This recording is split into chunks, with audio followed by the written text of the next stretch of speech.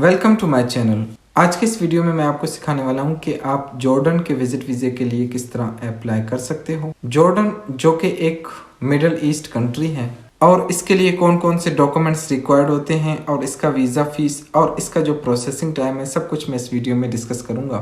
सबसे इम्पोर्टेंट बात कि आपने ये वीडियो बिल्कुल भी स्किप नहीं करना। हो सकता है कि कोई भी इम्पोर्टेंट पार्ट मिस हो जाए और ना ही आपने किसी भी एजेंट को हायर करना है और ना आपने किसी को भी कोई एक पैसा देना है। आप खुद जॉर्डन के विजिट वीज़े के लिए अप्लाई कर सकते हो। चलते हैं लैपटॉप स्क्रीन पर और मैं आपको स्टेप बाय स्टेप ये प्रोसेस करके दिखाता हूँ कि आप खुद किस तरह जॉर्डन के विजिट वीज़े के लिए अप्लाई कर सकते हो। आपने गूगल पर आ जाना है, यहाँ टाइप करना है moi.gov.jo।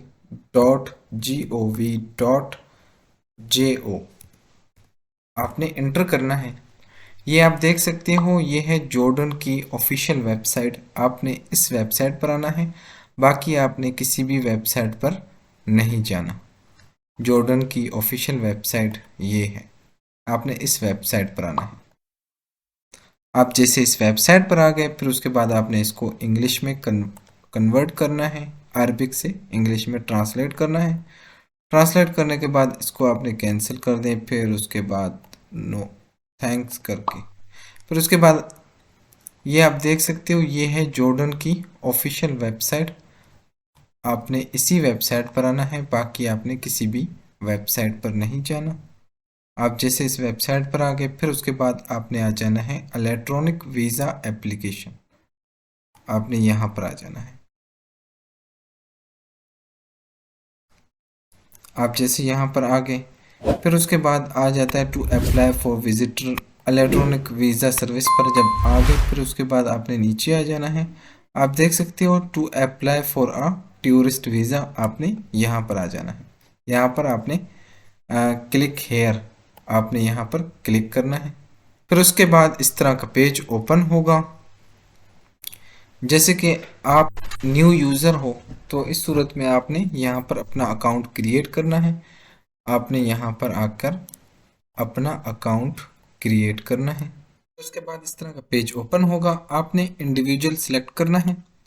आपने जैसे इंडिविजुअल सिलेक्ट किया, फिर उसके बाद ये कैप्चर आपने फिल करना है। फिर उसको आपने वैलिडिटी करना है। फिर उसके बाद इस तरह का पेज ओपन होगा। ये आपको टर्म एंड कंडीशन आपने एक मरतबा पढ़ लेना है। फिर उसके बाद आपने इसको क्रिएट एप्लीकेशन आपने करना है। आपने जैसे क्रिएट एप्लीकेशन कर लिया, फिर उसके बाद आपने यहाँ से नॉन अरबिक नेशनलिटी आपने सेलेक्ट करना है। फिर उसके बाद आप किसी भी कंट्री से हो, बांग्लादेश से हो, आपने बांग्लादेश, पाकिस्तान से हो पाकिस्तान, अगर आप इंडिया से हो तो आपने इंडिया सेलेक्ट करना है।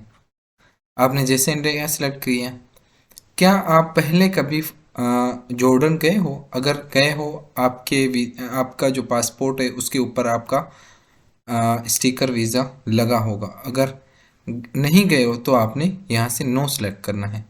आपने नो सेलेक्ट किया, फिर उसके बाद आपने नेक्स्ट करना है। आपने जैसे नेक्स्ट किया, फिर उसके बाद सेकंड पेज ओपन हो जाएगा। आपका जो भी जेंडर है आपने वो सिलेक्ट करना है, मेल हो फीमेल हो आपने वो सिलेक्ट करना है। फिर उसके बाद मैरिटल स्टेटस आपका जो भी है, डिवोर्स्ड हो, मैरिड हो, सिंगल हो, विडो हो, आपने वो सिलेक्ट करना है। फिर उसके बाद डेट ऑफ बर्थ आ जाता है। पहले आपने मंथ पहले आपने डे, मंथ और ईयर आपने लिखना है। फिर उसके बाद प्लेस ऑफ बर्थ, आप किस कंट्री से हो आपने वो सिलेक्ट करना है। फिर उसके बाद मदर नेशनलिटी आपकी जो भी है आपने वो सिलेक्ट करना है। फिर उसके बाद जो भी मदर का नेम है आपने वही लिखना। आपने ये कैपिटल में लिखना है। जो भी मदर का नेम है आपने ये कैपिटल में लिखना है। फिर उसके बाद इन्वेस्टर आ जाता है, आपने नो सेलेक्ट करना है। फिर उसके बाद आपने कंटिन्यू करना है, नेक्स्ट करना है। आपने जैसे नेक्स्ट कर लिया, फिर उसके बाद आप सेकंड पेज पर आ जाओगे। उसके बाद आपका जो भी नेम है एज पर पासपोर्ट आपने कैपिटल में ही लिखना है। एज पर पासपोर्ट आपने वही लिखना है। आपका जो भी फर्स्ट नेम है आपने वो लिखना है। फिर उसके बाद फादर का नेम आपने यहाँ पर लिखना है। फिर उसके बाद ग्रैंडफादर का नेम आपने यहाँ पर लिखना है। फिर उसके बाद फैमिली नेम, आपका जो भी फैमिली नेम है आपने वो लिखना है। फिर उसके बाद आपने पासपोर्ट सेलेक्ट करना है, जो भी पासपोर्ट है, नॉर्मल है, डिप्लोमेटिक है या अदर है, आपने वो सिलेक्ट करना है। फिर उसके बाद जो भी आपका पासपोर्ट नंबर है आपने वो नंबर आपने यहाँ पर लिखना है। फिर उसके बाद जो भी आपका पासपोर्ट एक्सपायर होगा, सॉरी, जिस दिन आपका पासपोर्ट इशू हुआ है आपने वो डेट लिखना है। फिर उसके बाद आपका पासपोर्ट कब एक्सपायर होगा आपने वो डेट लिखना है। पहले डे लिखना है, फिर मंथ लिखना है, फिर उसके बाद ईयर लिखना है। फिर उसके बाद आपने यहाँ से ऑलरेडी प्लेस कर चुके हो।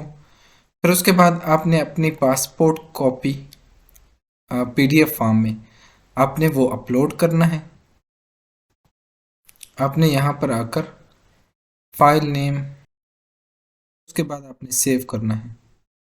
आपने जैसे पासपोर्ट वगैरह आपने अपलोड कर लिया, फिर उसके बाद आपने नेक्स्ट करना है। फिर उसके बाद आपका जो भी एड्रेस है एज पर पासपोर्ट या शनाख्ती कार्ड आपने वही लिखना है।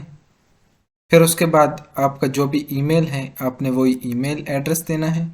आपने उस ईमेल को कंफर्म करना है। फिर उसके बाद आपका जो भी फ़ोन नंबर है आपने वही फ़ोन नंबर लिखना है। फिर उसके बाद आपने लॉगिन इन्फॉर्म देना है कि आपका जो भी है यूज़र नेम आपने वो देना है। फिर उसके बाद आपने पासवर्ड देना है। फिर आपने उसको पासवर्ड आपने कंफर्म करना है। फिर उसके बाद आपने नेक्स्ट करना है। सॉरी, आपने यहाँ पर 00 से आपने स्टार्ट करना है। जब आपने इस तरह कर लिया, एक मरतबा आपने ये पढ़ लेना है अच्छी तरह से। आपने ये पढ़ लिया, फिर उसके बाद आपने आई एग्री करके टर्म एंड कंडीशन आपने इसको सबमिट करना है। सबमिट करने के बाद उसके बाद आपने चेक करना है, आपको एक कोड आएगा, आपने वो कोड कॉपी पेस्ट करना है। जब आप सबमिट करोगे फिर उसके बाद आपके पास ईमेल पे कोड आएगा, आपने उसको वेरीफाई करना है। आपने फिर उसके बाद सबमिट करना है।